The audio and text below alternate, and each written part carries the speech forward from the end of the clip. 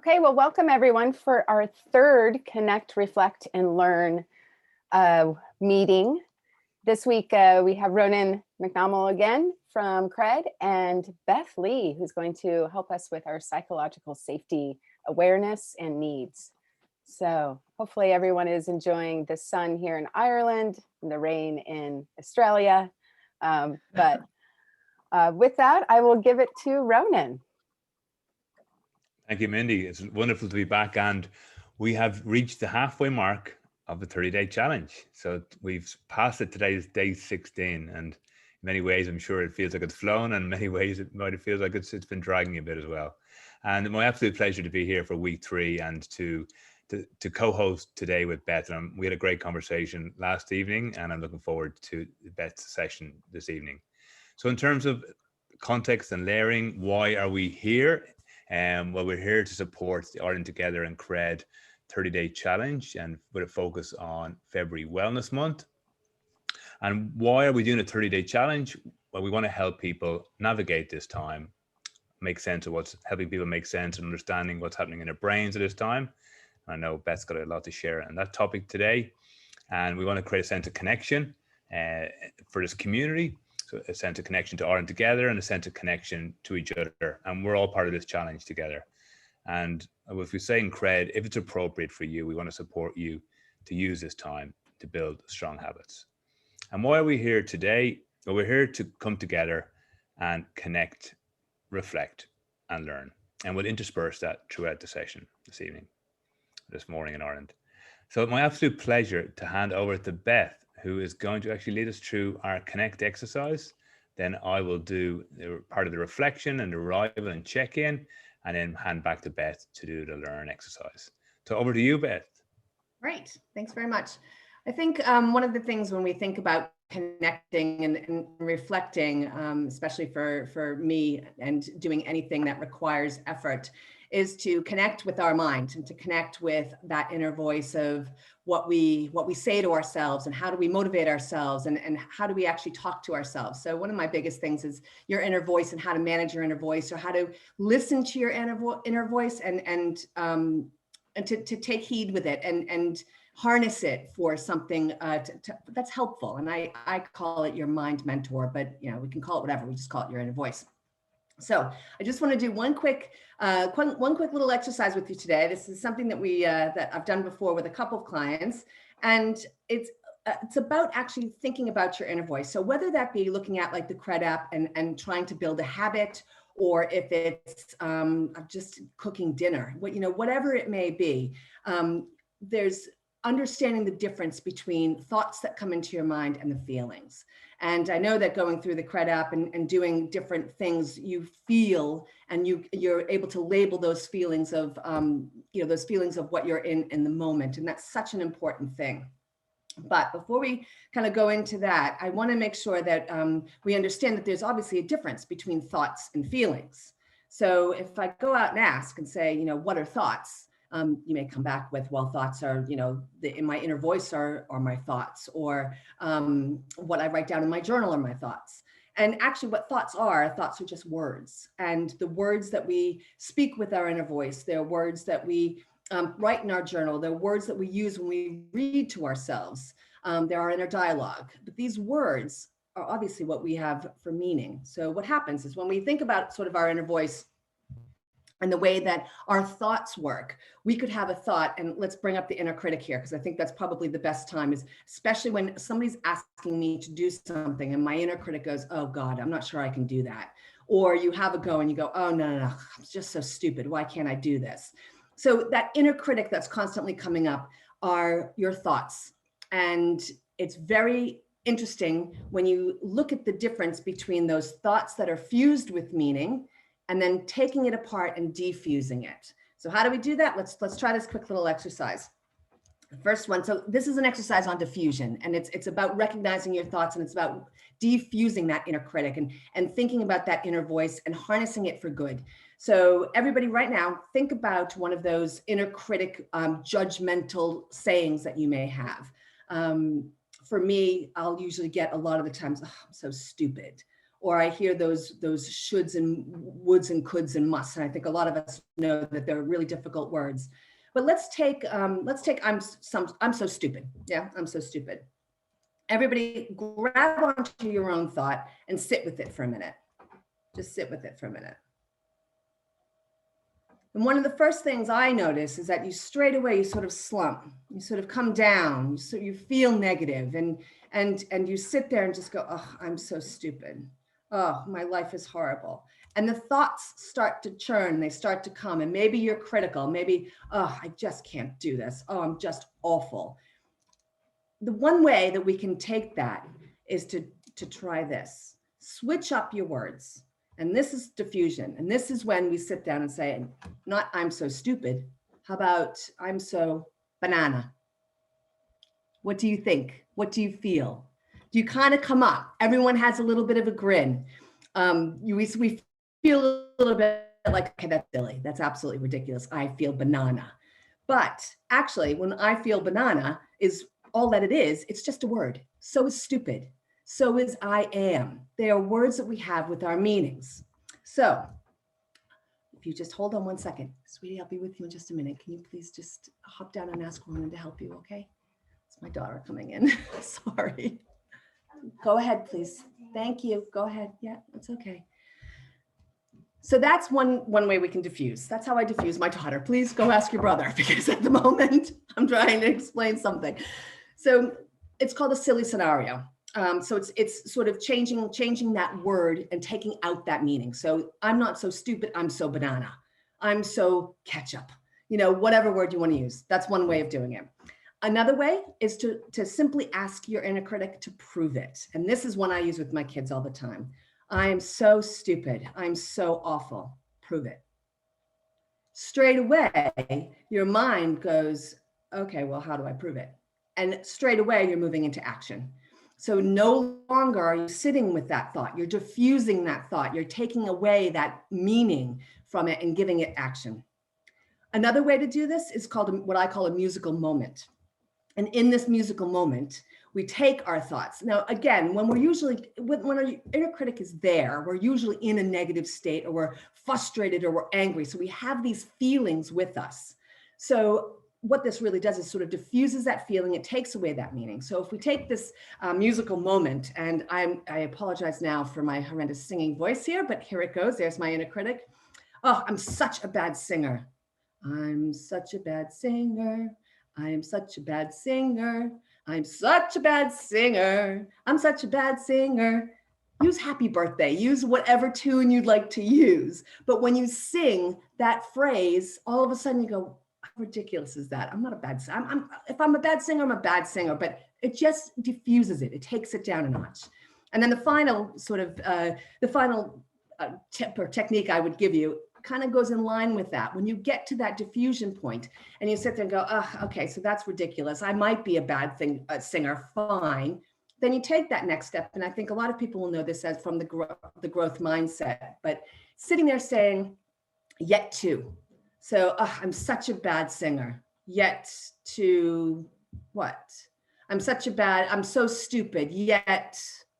And that inner voice wants to answer it. It wants to come through, and it wants to sit there and say, yet what? Well, I can't do this yet. I can't do it yet. So what can I do? So what that diffusion technique does, and the growth mindset, has their ways of understanding this. For me, it's changing that perspective. It's taking that perspective away from the feeling and from that fusion that's happened, diffusing it and saying, right, what can we do, and go to action. So those are 4 different ways that I sort of work with my inner critic, with your inner voice when we're negative. And a lot of the times that inner critic is there.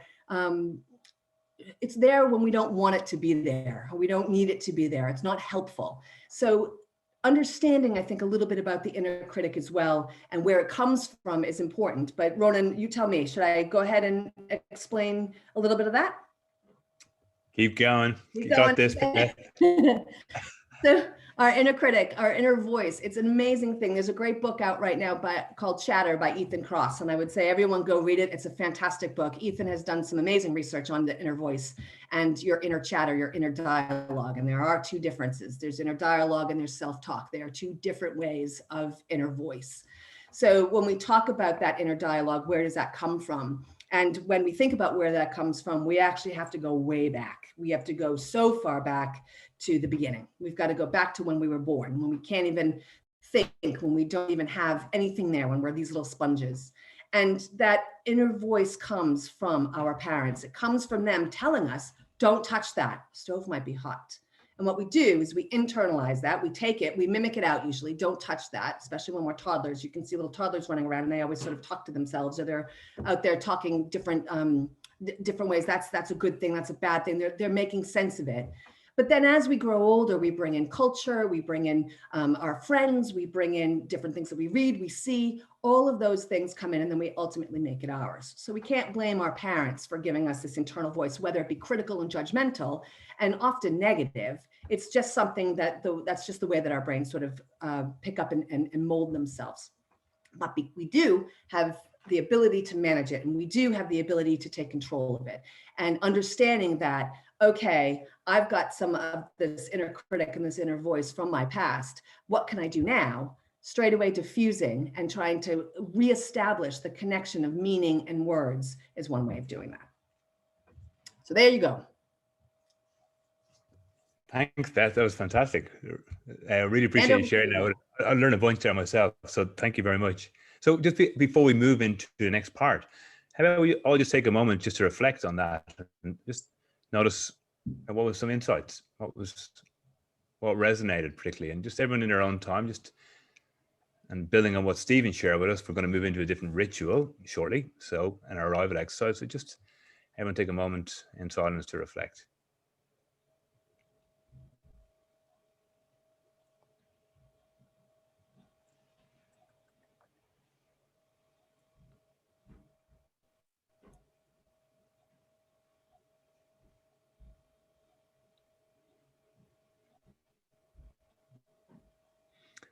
Thanks, Beth. So to help us prepare and to become as present as possible, we're going to do our short arrival exercise, the same one we did last week. It's a 1 minute arrival exercise. So I invite you to make sure you feel comfortable and relaxed. And we've all come from busy mornings. We're probably thinking about things that we need to do after this session this morning. So we want to make sure that we are as present as possible.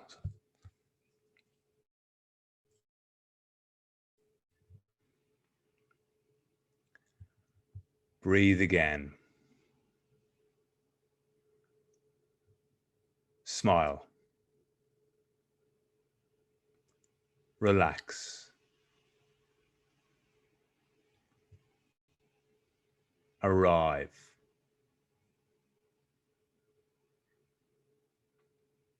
Where you are.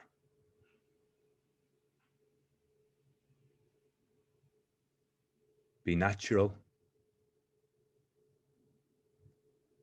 and open to effortlessness.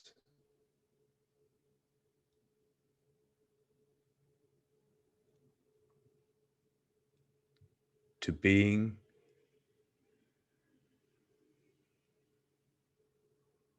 rather than doing.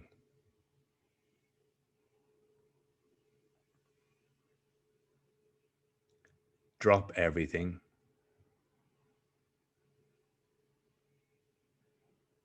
Let go.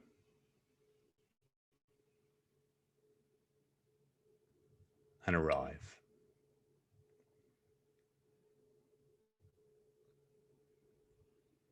Now we're going to check in. So if you're using the Cred mobile app, we invite you to take out the app now. You may have noticed an update to the app, which is a 2 minute exercise. That exercise has been embedded in there. So if that's helpful for you to use outside of this session and you're in your own time, it's that 2 minute arrival exercise, a little bit of a box breathing exercise. And if you're not using the app, we just invite you in your whatever way best supports you to complete this exercise. If you have a sheet of paper, or if you just want to notice in your thoughts. So the first part of this ritual is checking in on your energy levels. So at this point, without judging, noticing, just become aware and bring attention to your energy levels at 20 past 10 on Tuesday. You feel green, amber, or red. How's the battery?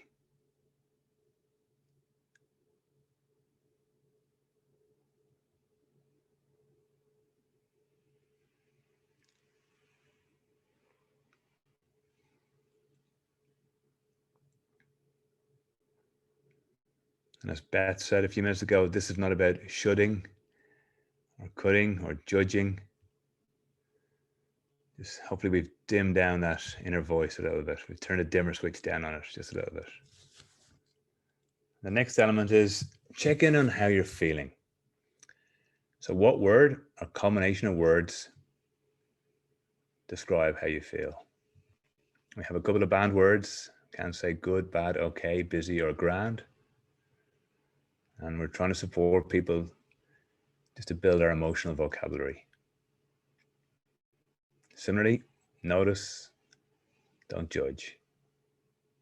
And be mindful that maybe words you might feel are at one side and that feel something completely opposite, poles apart.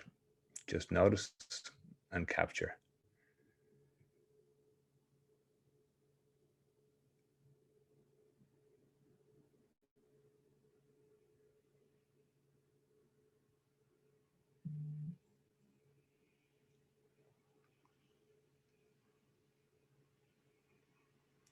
Building on what Beth said, we are not our emotions or what we feel, but by noticing, we think about it as data, it can help us create some insight.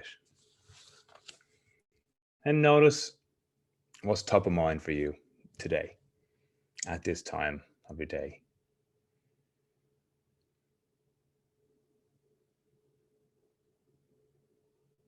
Double click into, perhaps something that's there. Is it a word it represents? Something that might be just percolating around.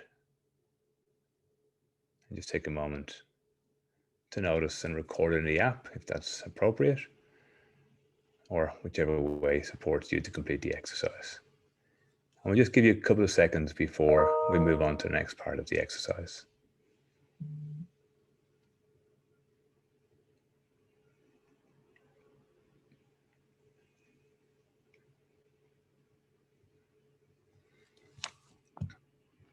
So first of all, I'm going to just share our dashboard, our live dashboard with everybody.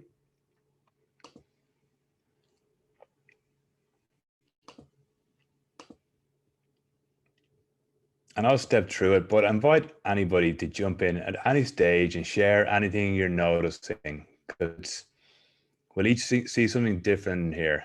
First page is a summary page, which shows the total energy levels of our group. I'm just going to refresh this now throughout the 15 days. You see there's a gradual shift there as it updated. And the top 3 feelings that this group has captured throughout 15 days so far. And then this section over here just relates to the last 24 hours.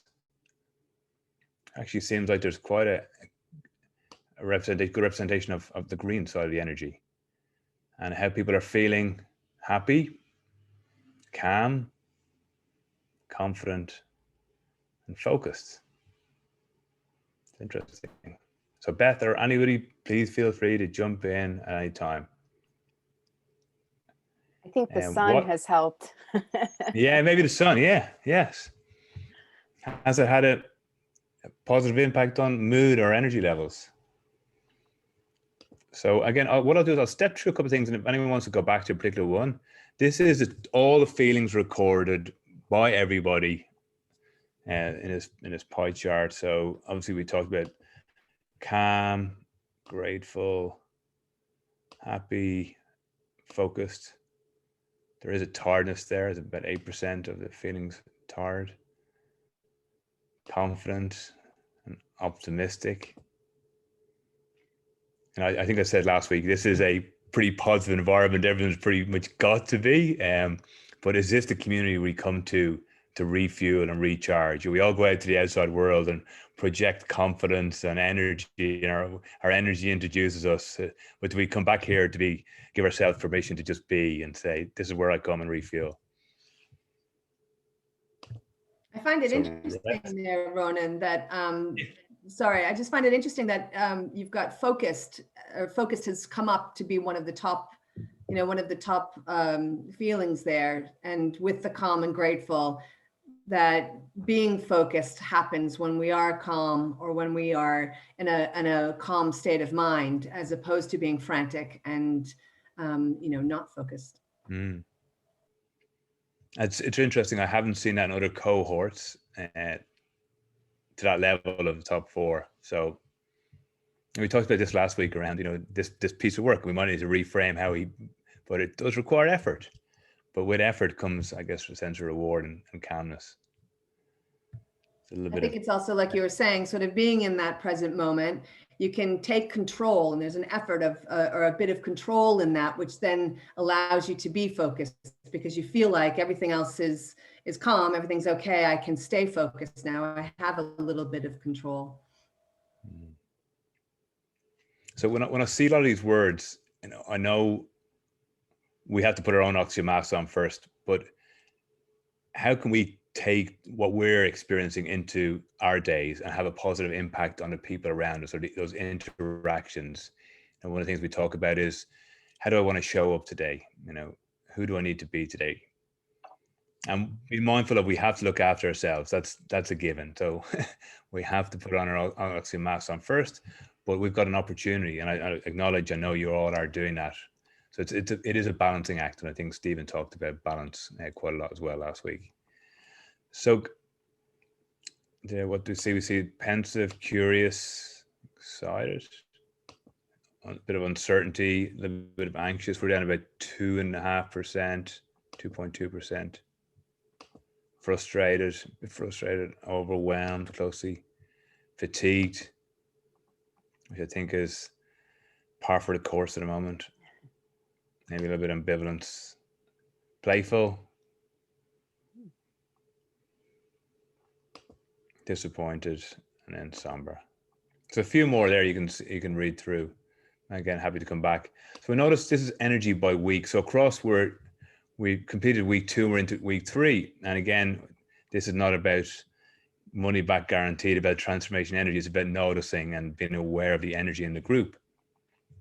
So I think even the red energy is down pretty low here. So about 3.5%, and it was in week 1 about 6.4%.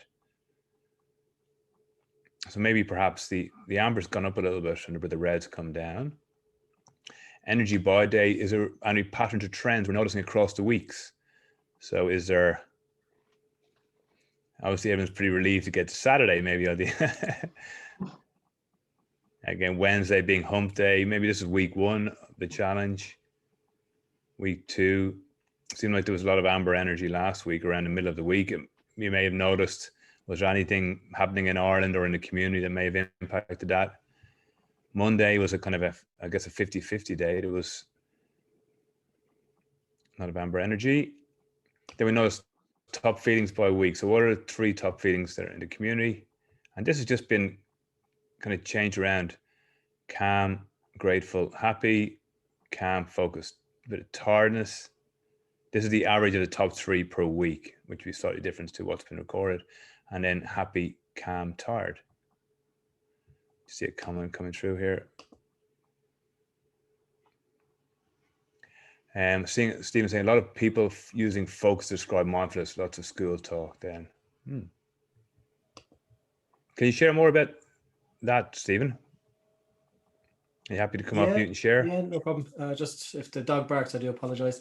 I suppose the first one is more related to where we are now. Like you were asking, was there a dip in the middle of last week? Middle of last week was a huge amount of conversation around going back to school, leaving cert, union stepping away from discussions.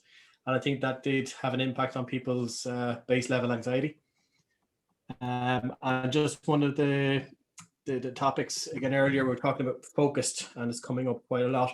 I'm finding people are using the word focused, where a lot of us might use the word mindful. It's kind of that's one of the probably one of the things that I'm seeing more and more as I kind of get deeper into people's emotions. Because what we're putting into next month for the men, because us men don't do it really well at all, is labeling what the emotions actually are is quite difficult for people. Yeah, Stephen, you actually, sorry, Gordon, you actually mentioned it. You make such a good point there, because again, I think you might have just missed the beginning bit, but the meaning behind a word and how we all attribute meaning to each word, where somebody may say, well, I'm feeling very focused, and really actually what they're meaning to say is mindful, but they don't have, the connection to that fusion there is different. So yeah, it is. And I completely agree with you on the school thing. Like, we're on half-term break here, or term break with the kids. I mean, as you can see, my daughter popped in earlier this morning, and yes, there's a lot of that school talk, which I think can obviously add to feeling sort of anxious or nervous or frustrated or flustered. And yeah, so when we started the challenge, Stephen, we had the 3 pillars of mindfulness, movement, and connection, but we call that focus, and I would agree. And my co-facilitator Kendra and I, when we started Cred, one of our goals was to help build emotional literacy and emotional vocabulary of people. And not without using a generalization. You talk about men, yeah, we do. Generalization, we do have a poor emotional vocabulary. So I think covers everything. Grant covers everything. But I think I know we're focusing on March for men next month, and I think it's a great opportunity to do that as well, to help.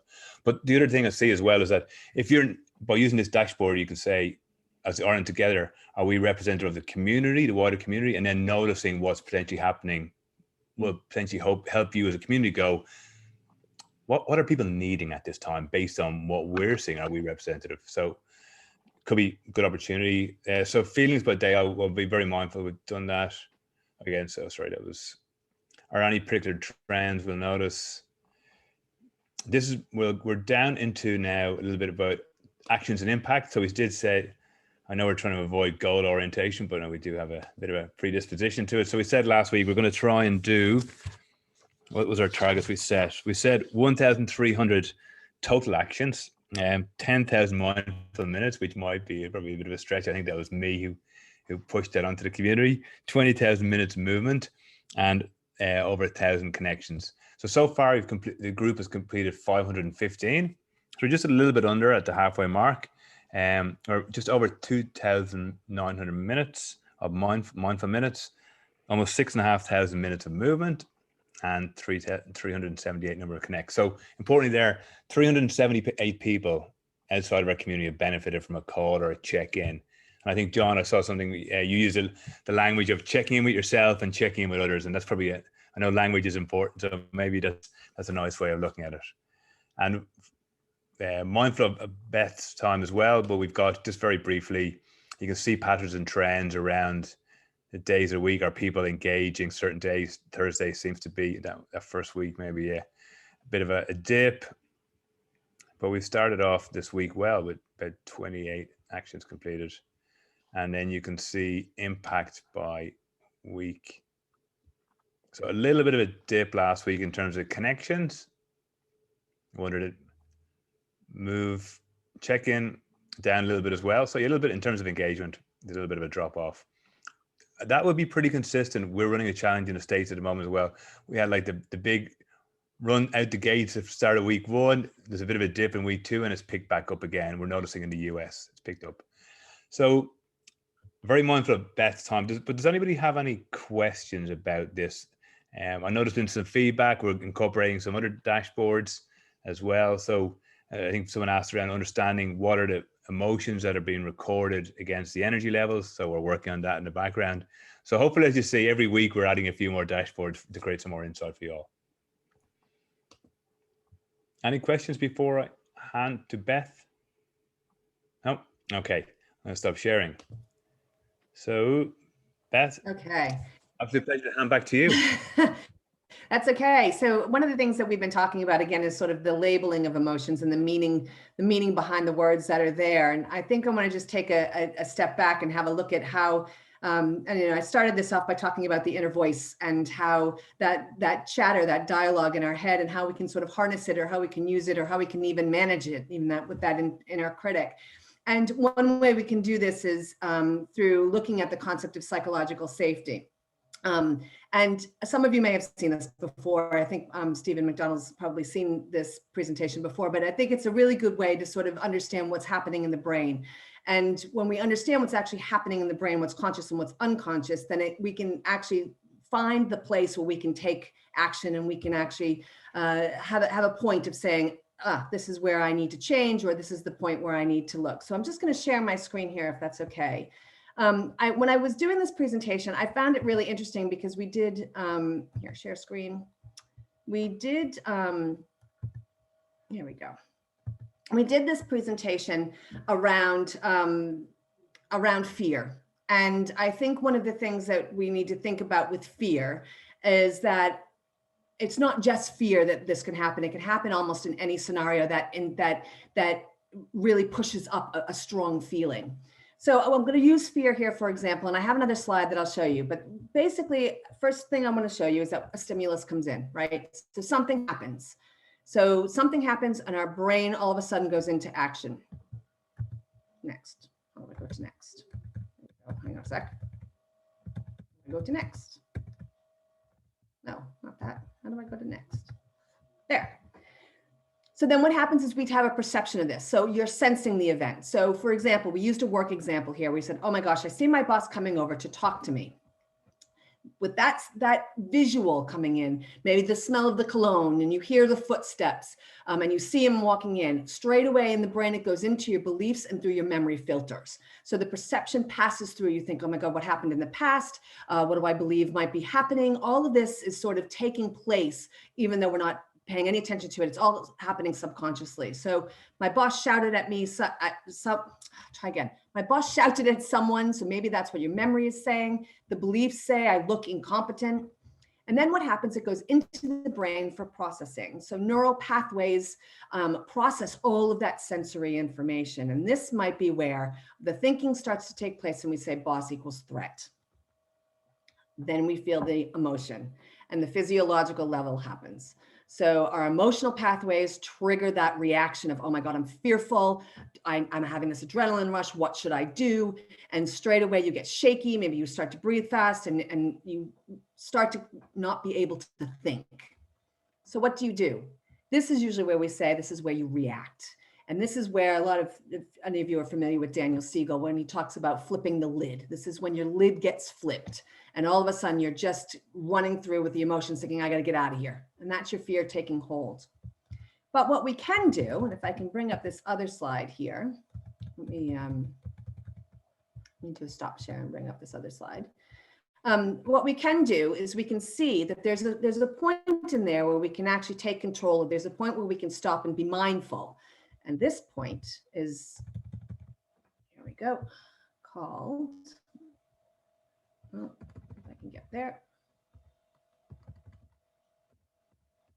Sorry, I'm just kind of going through a different, here we go. Let me screen share this with you. This is a full presentation that I gave beforehand. So I'm going a bit off here.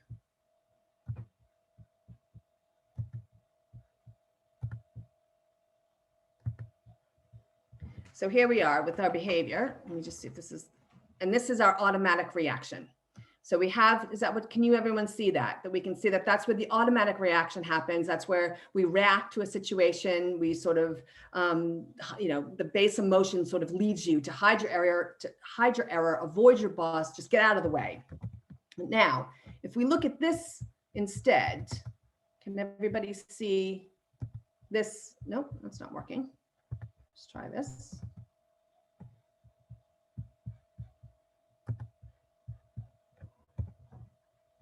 Aha, this is called technology. Here we go. Let's put that in place.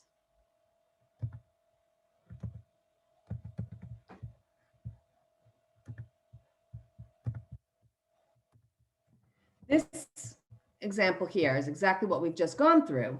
But psychological safety comes into play when we understand that that cognitive level and the physiological level are going to happen no matter what. So if we know that that's going to happen, the next thing to check out is creating the psychological agility right at the point of emotion.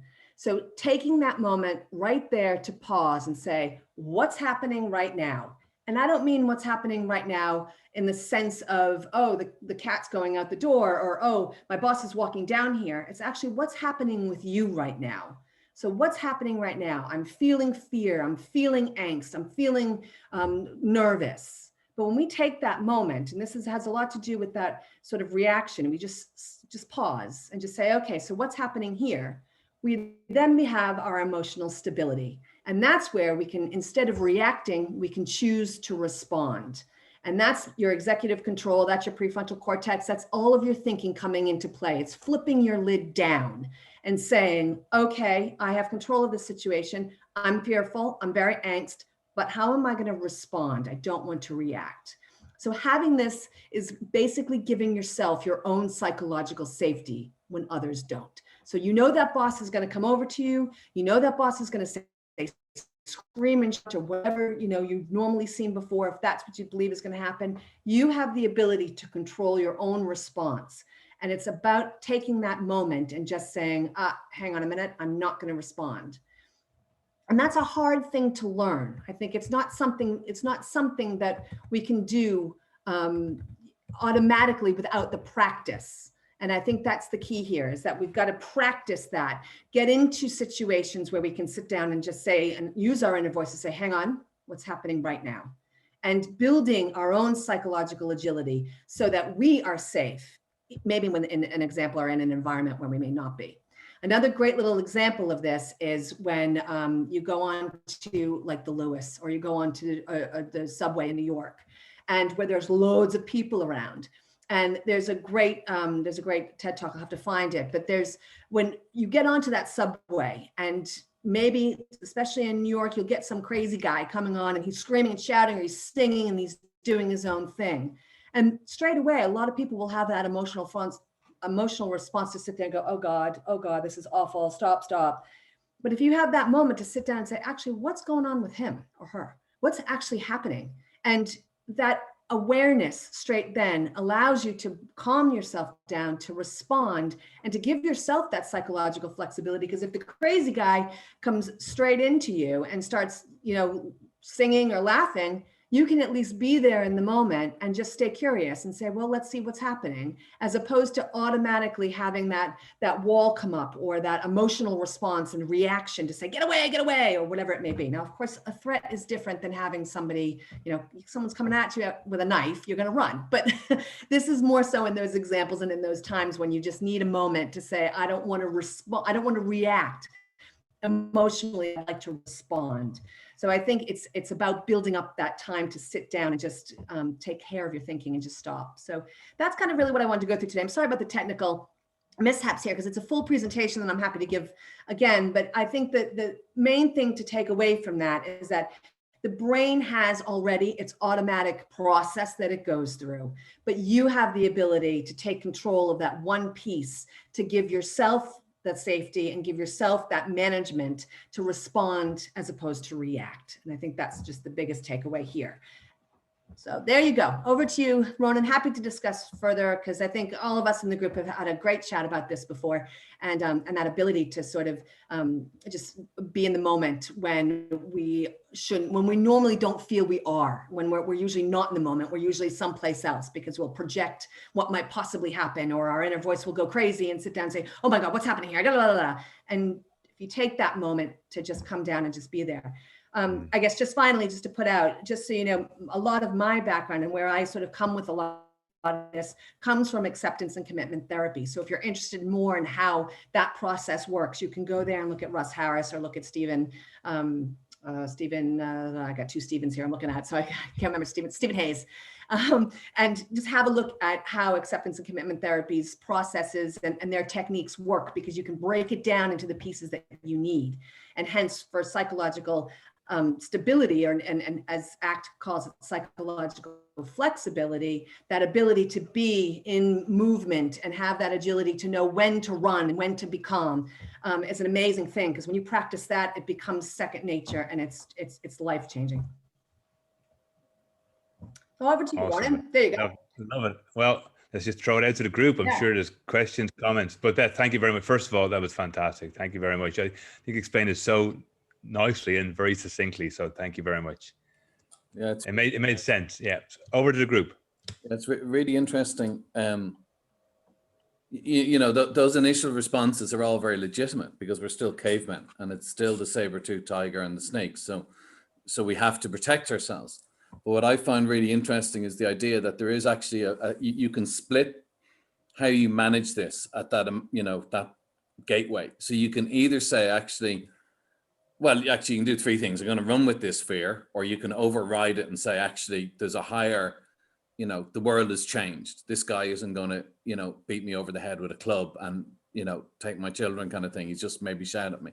So we can override that. But I think what often happens is we create a psychological safety by normalizing the behavior. Because what we say is, actually, our boss, okay, he shouts a lot, but ultimately he's in our tribe and he's on our side.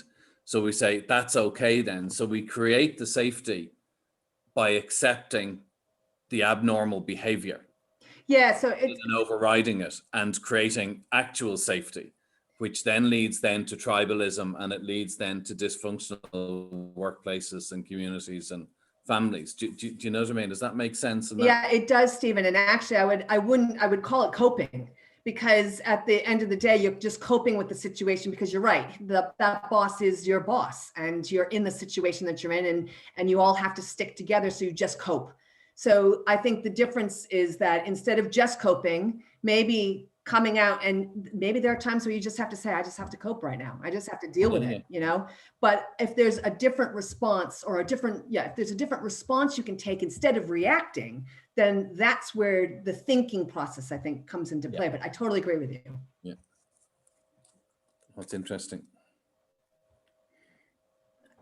I can totally relate to, I think the first time I ever noticed myself taking that pause when I was being yelled at by a boss, totally not my problem or my fault, but he didn't see it that way. And he was going on and on and on. And I was just, at one point, it was just like, okay, this doesn't actually have anything to do with me. And reacting is just going to create something that does have something to do with me.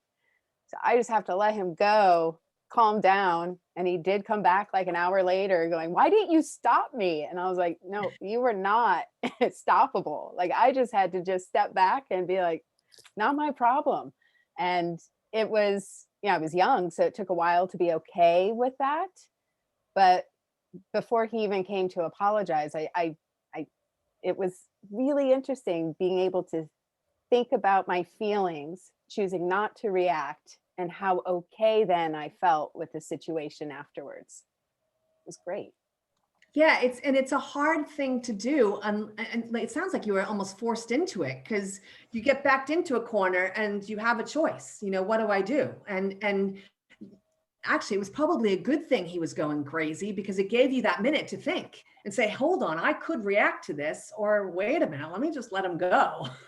So yeah, it's an amazing feeling, I think, when you, this is for those parents out there, it's an amazing tool to use with your kids, because it's also that ability to let them get out everything that they need to get out when they're little, because they don't have that ability to flip their lid back and forth, because they haven't learned it yet. And they don't have the experience of knowing, what should be fearful of. They're still gaining those experiences. So even as a parent, just to sit there and just say, it's all right, this is what's happening right now. They're feeling this, they're feeling that, and I'm feeling this. And what I think the process of ACT sort of teaches us is that once you get to that point where you're just there, you go, but I'm feeling, I'm now, you almost switch that feeling up. No longer are you fearful. You switch it up and you go, oh my gosh, I'm feeling very concerned for that person because they're not okay. Or I'm feeling very compassionate to this person because they're really, really angry and haven't been able to, tell anybody, or something's happened and I just happen to be the brunt of it. So that change in the way that you think, going from being, oh my God, what am I supposed to do, to, oh my God, are they all right? Is something that happens, in that moment of pausing and of taking control, at being having that psychological safety. Yeah, I was just going to mention that there's great power in restraint, I guess, just going back, Mindy, to what you mentioned, and it's easier said than done in the heat of the moment, and I think it's a great skill, that we learn maybe the hard way, a lot of us, and that, the power that comes with just letting them vent, basically. And it's good for them and it's good for us because it prevents us responding and then the whole thing escalating, basically. So, and it goes back to what you mentioned earlier, Beth, I think, around, the benefit for being calm, curious, mindful, and so on. All the things are coming through the Cred reflections. Really brings that home as well, not just the benefit for ourselves and what we're telling ourselves, but how we respond, exactly to what you were mentioning there, Beth, as well, how we respond to others and the knock-on effect of that, I guess, through, what we're telling ourselves, how we treat ourselves, but also how we treat others, I guess. And that's a really powerful learning, I think, as well, that comes to people through, their own learning, but through this Cred experience as well. I think it really brings it home, the whole knock-on effect of, just slowing down and how you speak to yourself and then obviously to others. There's a great method that sort of that I've developed, and again, it's something that I've experienced. So I came up with this sort of method of care. So take care in your thinking, and I think I've mentioned this to a couple of people before, but C is for calm yourself down, and you can't do anything until you're calm, until you flip that lid back down and can think. So calm yourself down. A is for ask, aware, and acquire. Ask yourself what's happening now. Become aware of what is surrounding you and what's going on, and then acquire the knowledge of how you should respond, or how you should, not should, I hate the word should, but what will help you to respond. And then R, of course, is respond. And then E is evaluate. So taking that moment, and that's such an important thing, because I know, at least again, for us parents, there's, sometimes we'll try something, but we don't evaluate it afterwards. And we just think, well, that worked. Well, did it? Take a minute and actually go back and ask the kids, or go back and ask your boss. Did that make sense? Was that the right way to approach maybe this conversation, and evaluate it, and then again. And so I use that care thinking, and that's the methodology that I sort of work with on a moment by moment basis. So when something happens, I just got to calm myself down. I got to ask, acquire, quickly look. And it can happen like that the more that you practice it. And then when I respond, it's done and dusted, but I take that moment afterwards and evaluate. So if you keep that process in mind, and some people need that initial, the stop mark, if you will. And I think many of you have heard me talk about my tic-tac technique, but to basically just go get a tic-tac, throw it in your mouth, and walk away from a situation. So this, again, is a psychological safety piece. It's stopping you from reacting with that emotion and giving you a minute to be mindful. Be mindful of the smell, the taste, the feeling of it rolling around in your mouth. Tic-tacs don't last forever. Take an M&M, whatever it is that you like. And then you come back to the situation and ask, acquire, and become aware of what's going on, and then respond. So that process is a thinking process, I think, that works. And again, a lot of that is a sort of the way that ACT works as a therapy when you go in for therapy. So it's a tested way. Okay. I think something that Mindy said there is that if she would have reacted, it would have something to do with her. And I think that's a huge part in it, is that if you don't stop and pause, it's actually not only how it affects the other person, it's mostly how it affects yourself. Because when someone does something and you're kind of caught in the moment, and then you react, and then the worst part of it is what happens after. It's like, should have said this, should have done that, should I have done, like, all these roller coaster thoughts that make it really emotional, that then make it into a situation where you're upset with the other person, where in the first place, maybe it didn't have anything to do with you. So if you wouldn't have responded, you could actually take that approach, like you say, Beth, where you say, okay, I'm compassionate for the other person, or what's going on with them. But once you get involved, then they're actually making it personal. So now I'm upset with this person. So now I don't care anymore, how they're doing. now I care about how I'm doing. So it's just taking yourself out of that space where you want to react, which is very challenging sometimes. But I think it's good to remember that it's helpful for yourself as well, and how you manage yourself, and it will then affect your relationships better as well.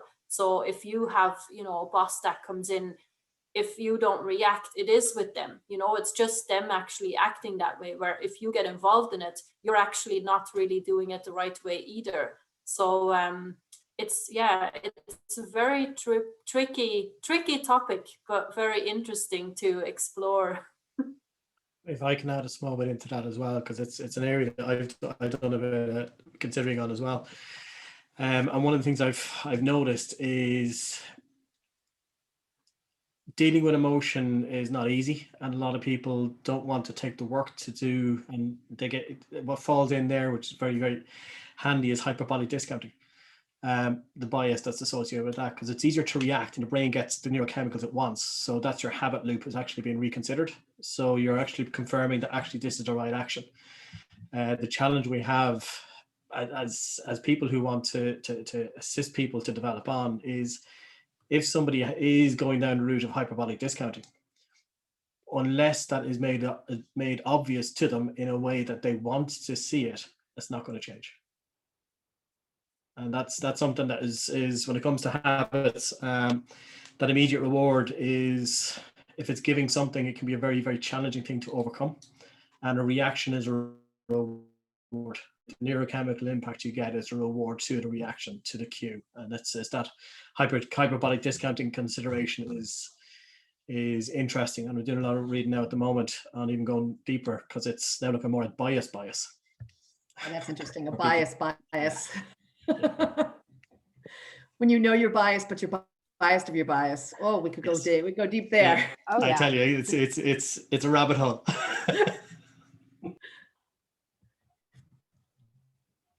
Yeah, I think it's an interesting concept, because the brain is amazing. It's just it's a bunch of chemicals, and it's a bunch of electric, little nudges going around your head, and trying to, you can't control it 100%, but you can control to the point where it becomes a thinking thing. And and bias is interesting, because that's part of, at least I use the bias at that part of acquire, ask, and become aware. And one of the ways that I sort of work with my clients is says, what's happening now? What's happening right now? And that's not just with the other person, but with myself. Am I being biased at the crazy person on the train is crazy? Maybe they're not. Maybe they're actually a musician just trying to make some money.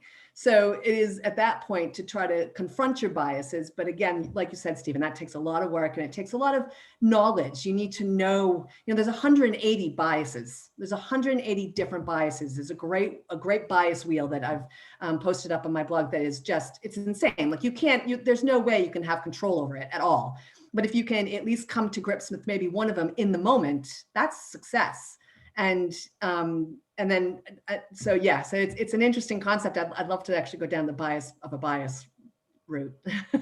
That'll take a whole hour in itself. And that's just to get through the first part of what we're actually talking about. Rabbit holes don't last an hour, Mindy. You know that. No, rabbit holes, unless it's 4 hours plus, it's not classified as a rabbit hole. It's just a little bit of interest you want. Yeah, that's just Mindy, a den. I'm mindful we're top of the hour. People trying to yes. get in for the next session. Yes, they are. Beth, thank you very much. That was awesome.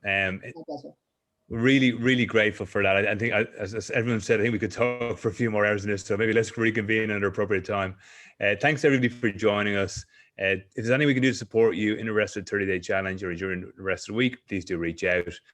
And we look forward to seeing you back here next week. Thanks, Mindy. Thanks, Jennifer, for organising. Thank Beth, you. wonderful. Yeah, thanks, guys. See you. Thank Bye-bye. you, everyone. Have a good day. Bye.